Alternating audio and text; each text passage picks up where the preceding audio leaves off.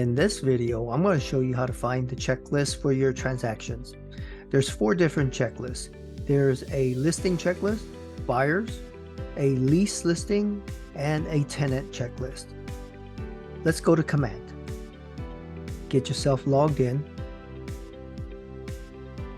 When you start an opportunity, you're going to be faced with figuring out what documents do I need for this particular transaction. Well, this is where a checklist comes in handy. You can go to tinyurl.com/KW checklist, or you can scan this QR code.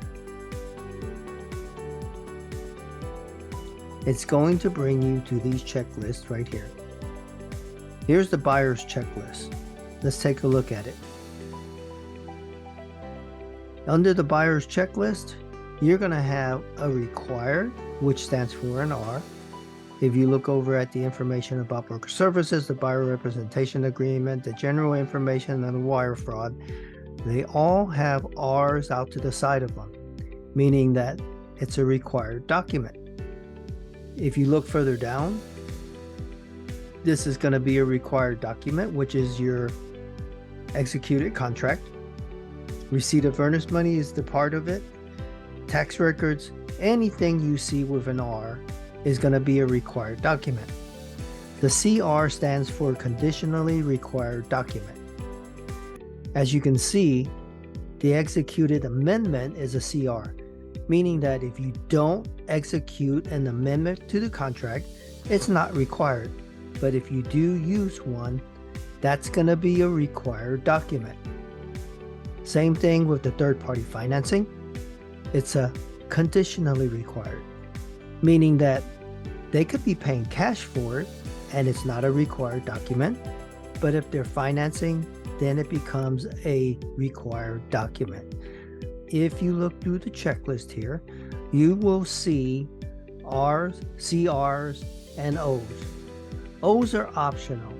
If you have it and you want to upload it, that's great.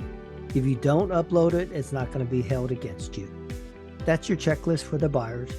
Let's take a look at a listing checklist.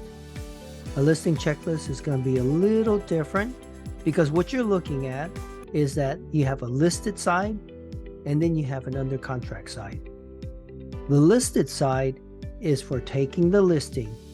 And if you look up here, it says submit it within 2 days of the listing going in MLS.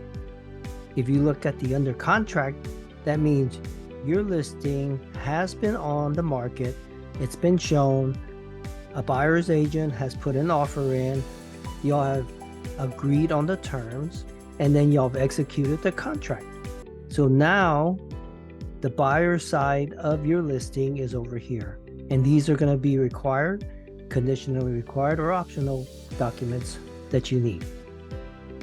So remember, 2 sides. You have a listing side, anything to do with getting it listed, and then you have an under contract side, anything to do with your contract on your listing. And then you have a tenant and a landlord checklist. Let's go back and look at command real quick. I'm going to click into the buyers. Let's use this one. I'll look at the documents. And here's the under contract folder. Take note, information about broker services, buyer representation agreements, the general information, wire fraud. It goes in the same order as your buyer's checklist over here.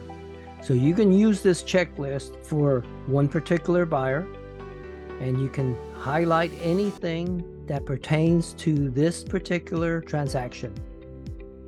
And so if you have a different transaction, you might have different requirements of different documents because it's in a different county, a different neighborhood, under a different subdivision. And that wraps it up for where to find the checklist. I'll see you in the next class.